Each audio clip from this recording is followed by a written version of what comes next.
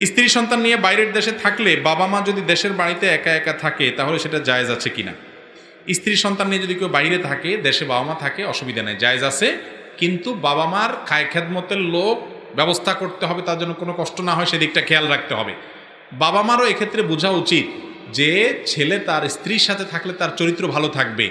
অনেক বাবা মা আছে এটা বুঝতে চায় না, শুধুমাত্র বৌমারে রেখে দিতে চায় কাজের মেয়ে হিসাবে। ছেলে বিদেশে পড়ে থাকবে, তার চরিত্র কিভাবে হেফাজত হবে এটা বাবা মার বোঝা উচিত। আবার সন্তানেরও বোঝা উচিত যে আমার বাবা মা তারা কিন্তু আমাকে কোলোপিঠে করে বড় করেছেন, বৃদ্ধ হয়েছেন, এখন খেদমত দরকার। আমি নিজেও নাই, বউটাও নিয়ে আসলাম, তাহলে খেদমত কে করবে?